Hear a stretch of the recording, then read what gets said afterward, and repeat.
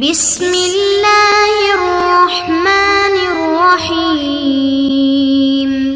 بسم اللہ الرحمن الرحیم۔ الحمد للہ والصلاة علی اہلہا۔ عزیز طلبہ، السلام علیکم ورحمۃ اللہ وبرکاتہ۔ شرح العلوم اول درس نمبر 103 میں خون نفاس کی مدت کے بارے میں گفتگو ہوگی۔ اس میں خون نفاس کی کم ترین مدت، خون نفاس کی زیادہ سے زیادہ مدت کے بارے میں گفتگو ہوگی اور اس کے بارے میں اختلاف آراء کا بھی تذکرہ کیا جائے گا۔ سب سے پہلے شہید ثانی کی عبارت کو دیکھتے ہیں۔ فرمایا وَأَقَلُّهُ مُسَمَّاهُ وَهُوَ وُجُودُهُ فِي لَحْظَةٍ فَيَجِبُ الْغُسْلُ بِانْقِطَاعِهِ بَعْدَهَا وَلَوْ لَمْ تَرَ دَمًا فَلَا نِفَاسَ عِنْدَنَا۔ اقلہ یعنی خون نفاس کی کم ترین مدت، مسمہ ہو اس کا نام صادق آنا ہے۔ مسمى خون، اگر کہیں کہ اس نے خون دیکھا ہے تو وہی اس کا خون نفاس شمار ہو جائے گا۔ نفاس کی کم ترین مدت مسمى نفاس ہے۔ مسمى نفاس کا معنی اور مفہوم یہ ہے کہ فقط ایک لحظہ خون موجود ہو۔ وَهُوَ وُجُودُهُ، مسمى وجودہ، وجود خون، فی لحظۃ، ایک لحظہ کے لیے بھی اگر خون دیکھے تو یہی خون نفاس شمار ہوگا۔ فَيَجِبُ الْغُسْلُ بِانْقِطَاعِهِ بَعْدَهَا، اگر اس کے بعد ایک لحظے کے بعد خون منقطع ہو جاتا ہے، بند ہو جاتا ہے، ختم ہو جاتا ہے تو بھی غسل نفاس واجب ہوگا۔ پس غسل نفاس واجب ہو جائے گا جب خون منقطع ہو جائے، ولادت کے بعد یا اس لحظہ کے بعد۔ وَلَوْ لَمْ تَرَ دَمًا، اگر عورت ولادت کے وقت یا اس کے بعد خون نہ دیکھے، فلا نفاس عندنا، تو امامیہ کے نزدیک، شیعہ امامیہ کے نزدیک اس کے لیے نفاس ہونا ثابت نہیں ہوگا۔ اگر عورت وضع حمل کے بعد خون نہ دیکھے تو فقہائے امامیہ شیعہ کے نزدیک نفاس نہیں ہوگا، لہذا غسل نفاس بھی واجب نہیں ہوگا۔ لیکن بعض اہل سنت کے نزدیک نفاس ہے۔ ان کا کہنا ہے کہ خود بچے کی پیدائش موجب غسل نفاس ہوتی ہے اگرچہ خون نہ دیکھے۔ تو یہ ہے خون نفاس کی کم ترین مدت کے حوالے سے۔ اس کے بارے میں روایات کی روشنی میں بھی گفتگو ہوگی۔ اکثر کے حوالے سے بھی عبارت کو دیکھ لیا جائے۔ خون نفاس کی اکثر مدت، فرمایا وَأَكْثَرُهُ قَدْرُ الْعَادَةِ فِي الْحَيْضِ لِلْمُعْتَادَةِ عَلَى تَقْدِيرِ تَجَاوُزِ الْعَشْرَةِ وَإِلَّا فَالْجَمِيعُ نِفَاسٌ۔ خون نفاس کی زیادہ سے زیادہ مدت عادت والی عورت کے لیے اس کی عادت کی مقدار کے برابر ہے۔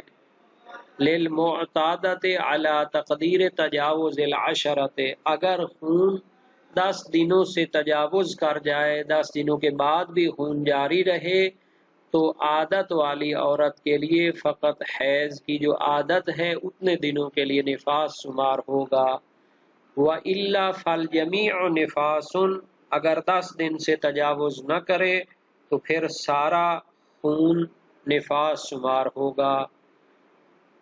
وَإِن تَجَاوَزَهَا كَالْحَيْضِ، اگرچہ کہ وہ عادت سے تجاوز کر جائے، جیسا کہ باب حیض میں بھی اسی طرح ذکر ہوا ہے۔ فَإِن لَمْ تَكُنْ لَهَا عَادَةٌ فَالْعَشْرَةُ أَكْثَرُهُ عَلَى الْمَشْهُورِ، پس اگر اس عورت کے لیے عادت معین نہ ہو تو پھر مشہور قول کی بنیاد پر زیادہ سے زیادہ مدت خون نفاس کی 10 دن ہے، اس سے زیادہ نہیں ہو سکتا۔ تو خلاصہ یہ ہو گیا کہ اکثر مدت نفاس میں اختلاف ہے، کیونکہ نفساء عورت یا حیض میں صاحب عادت ہوگی یا صاحب عادت نہیں ہوگی۔ اگر صاحب عادت ہو 7 دن اس کی عادت ہو تو اس میں اگر اس کا خون ولادت کے بعد جاری رہے اور 10 دن سے تجاوز کر جائے تو 7 دن کو نفاس اور باقی کو استحاضہ قرار دیں گے۔ اگر عادت نہ ہو اور خون 10 دن سے تجاوز کر جائے تو مضطربہ اور مبتدعہ کے لیے 10 دن تک نفاس اور باقی کو استحاضہ قرار دیں گے۔ یہ مشہور کا نظریہ ہے کہ خون نفاس 10 دن سے زیادہ نہیں ہو سکتا۔ اب ہم اس کی دلیل کو دیکھتے ہیں کہ اس کی کم ترین مدت کیا ہے، ایک لحظہ ہو سکتی ہے۔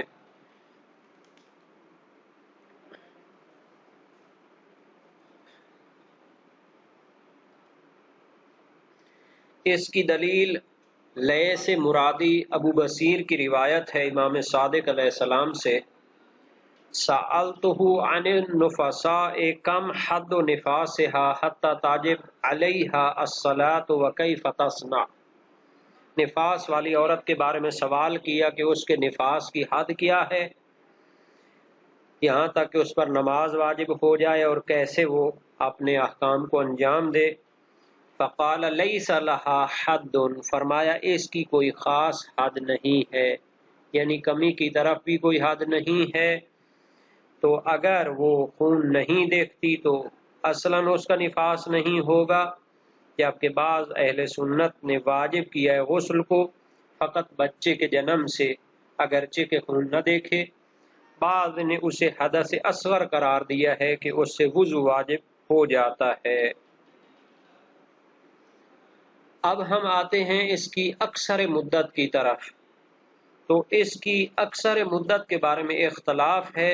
مشہور شیعہ علماء نے 10 دن کو قرار دیا ہے، اور اس پر مرسلہ شیخ مفید دلالت کرتی ہے جو سرائر میں منقول ہے کہ ان سے سوال کیا گیا کہ نفاس والی عورت نماز سے کتنے دن چھٹی کرے، وَكَمْ مَبْلَغُ أَيَّامِ ذَلِكَ، اور اس کے کتنے دن ہیں۔ فَقَدْ رَأَيْتُ فی کتاب احکام النساء 11 یوماً، کہ آپ کی کتابوں میں اس کے بارے میں اختلاف پایا جاتا ہے۔ احکام نساء میں 11 دن کو ذکر ہوا دیکھا ہے، اور رسالہ مقنعہ میں 18 دن کو دیکھا ہے، اور کتاب اعلام میں 21 دن کو دیکھا ہے۔ تو کس پر عمل کریں؟ تو شیخ مفید کی طرف سے جواب دیا گیا، الواجب علی النفساء ان تقعد 10 ایام، کہ اس پر واجب ہے کہ وہ 10 دن تک بیٹھے۔ یہاں تک کہ پھر فرمایا عملی فی ذالک علی 10 ایام لقول الصادق علیہ السلام، میں اس میں امام صادق علیہ السلام کے فرمان کی بدولت 10 دنوں پر عمل کرتا ہوں۔ امام نے فرمایا لا یکون النفاس لزمان اکثر من زمان الحید۔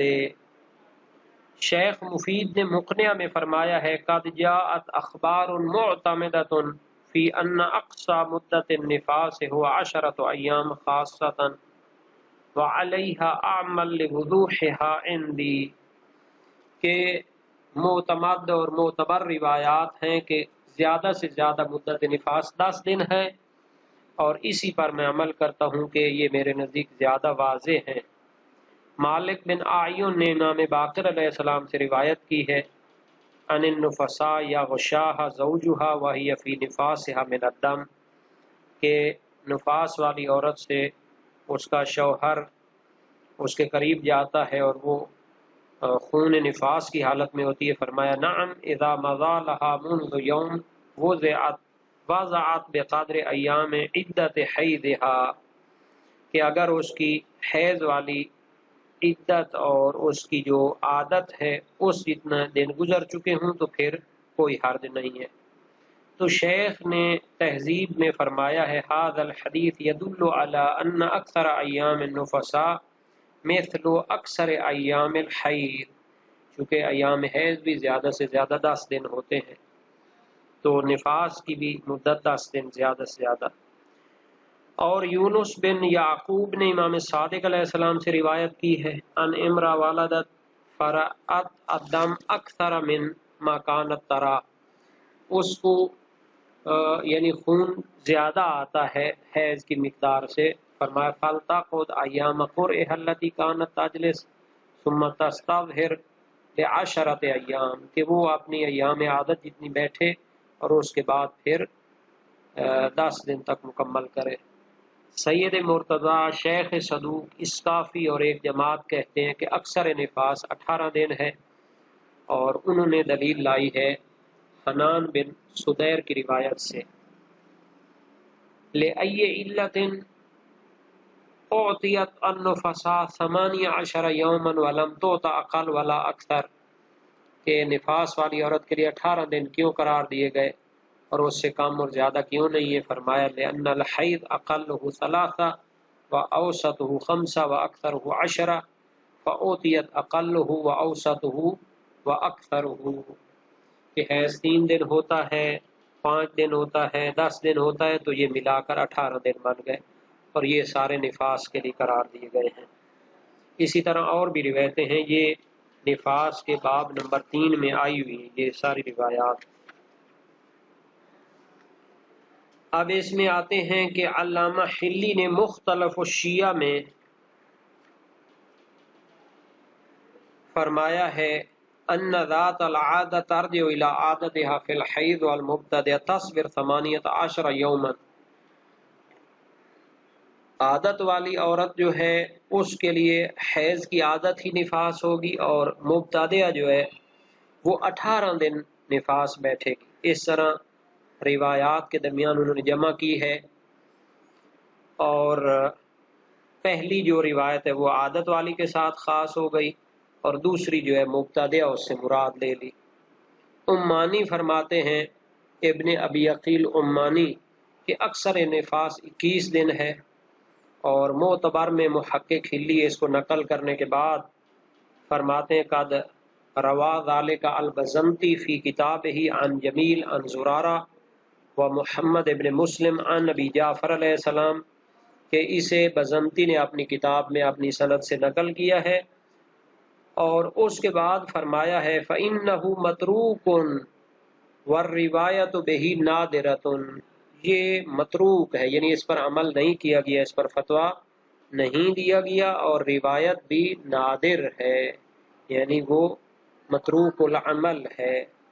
خلاصہ یہ ہے کہ اکثر مدت جو ہے وہ 10 دن ہے، لیکن احکام نساء جو علامہ شیخ مفید کی ہے اس میں 11 دن کا بھی قول ذکر ہے، حالانکہ وہ معروف نہیں ہے۔ تو یہ جناب علی ذکر ہو گیا اس کی اکثر مدت کا۔ اب جہاں تک کہا ہے کہ اگر 10 دن سے تجاوز کر جائے تو عادت والی کے لیے عادت جو ہے وہ اس کا نفاس ہوگی، تو مشہور یہی کہتے ہیں، اور جن روایات میں عادت کی طرف رجوع کرنے کا حکم ہے اس سے بھی یہی سمجھا جاتا ہے، اور باقی اس سے حاضر ہوگا مالک بن آئین کی روایت میں ہے کہ قال نعم اذا مضى لها منذ يوم وضعت بقدر ایام عدت حیضها، اور زرارہ کی روایت میں تقعد النفساء ایامها التي كانت تقعد في الحیض وتستظهر بیومین، اور محقق نے معتبر میں اور نافع میں فرمایا ہے کہ وہ 10 دن بیٹھے گی، نہ کہ مقدار عادت تک بیٹھے گی۔ وہ یونس کی روایت کی وجہ سے امام صادق علیہ السلام سے منقول ہے ان امرات والدت فرات الدم اکثر مما كانت ترى قال فلتقعد ایام قرئها التي كانت تجلس ثم تستظهر ب10 ایام، کہ وہ اپنے ایام عادت کے لیے بیٹھے اور 10 دن تک احتیاط کرے۔ تو یہ مشہور قول کے لیے زیادہ بہتر دلیل ہے، چونکہ استظہار تو وہ نفاس تو شمار نہیں ہوتا، وہ تو معلوم کرنا ہوتا ہے کہ اگر 10 دن پر ختم ہو جائے تو پھر وہ سارا نفاس شمار ہوگا، اگر 10 دن سے تجاوز کر جائے تو پھر فقط ایام عادت شمار ہوں گے۔ تو یہ جناب علی خون نفاس کی اکثر مدت ہے جس کو دلیلوں کے ساتھ بیان کر دیا گیا ہے۔